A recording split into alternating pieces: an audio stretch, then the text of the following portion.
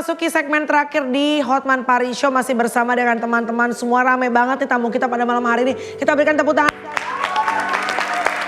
Baik, harapan untuk kalian sebagai konten kreator anak-anak milenial. Lu masuk milenial apa kolonial sih sebenarnya umurnya?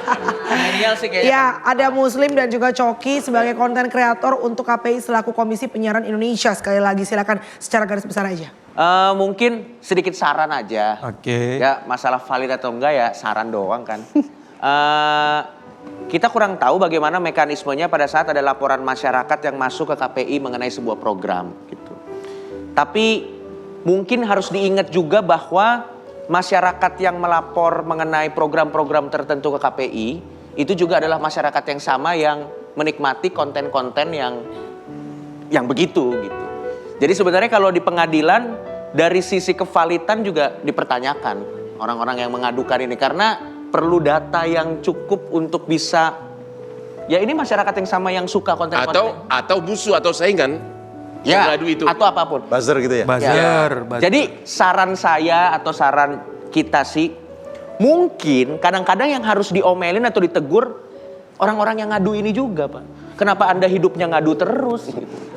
Pekerjaan Anda apa gitu. Atau kalau misalnya enggak, ini atau kalau bisa pada saat dia mengadu konten bisa lihat nanti KPI mengeluarkan keputusan, kasih tahu aja namanya siapa Pak. Berdasarkan laporan ini. Instagramnya juga siapa, biar kita yang bully dia Pak. Jangan dendam dong kalian. Enggak sejauh itu. Enggak, tapi maksud kami adalah kami percaya sebenarnya KPI juga adalah orang-orang yang punya kepedulian yang sama seperti kita untuk generasi yang lebih baik. Dan ya pada saat ada laporan-laporan seperti itu ya harus lebih disaring juga lah gitu. Karena ya kita sampai sekarang juga nggak tahu mekanismenya bagaimana. Oke, itu aja sih. Baik. Untuk Kasir sendiri ada harapan apa ke depannya untuk Pertelevisian Indonesia dan KPI terutama juga yang menyangkut anak-anak Kak? Iya, pertama tentu Pertelevisian Indonesia menjadi sahabat anak. Jadi ramah anak, televisi yang ramah anak dan mengedepankan kepentingan terbaik bagi anak Indonesia.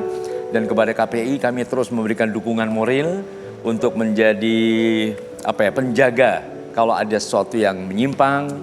Dan tentu perlu masukan-masukan dari masyarakat kepada KPI. Dan yang paling penting tadi juga saran dari Mas Coki dan Mas Muslim bahwa kalau perlu juga diikuti dengan data-data yang valid. Mungkin dengan melibatkan semua pemangku kepentingan perlindungan anak, apakah psikolog, psikiater, pendidik dan sebagainya. Kalau ada data-data ditunjukkan data itu. Bahwa ini dampaknya terhadap perkembangan psikologis anak, bagaimana anak menjadi tidak senang belajar, anak menjadi melakukan tindakan kekerasan dan sebagainya berdasarkan dari apa yang dikonsumsi melalui layar televisi tadi. Oke, baik.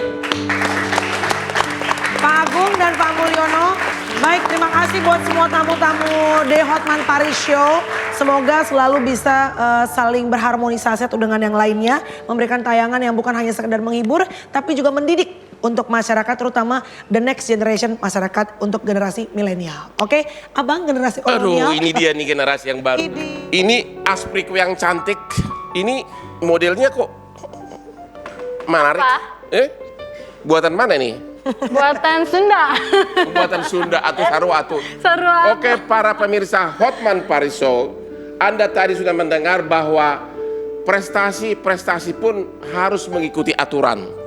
Karya-karya pun harus mengikuti aturan. Tapi janganlah itu membuat Anda berhenti untuk selalu berprestasi.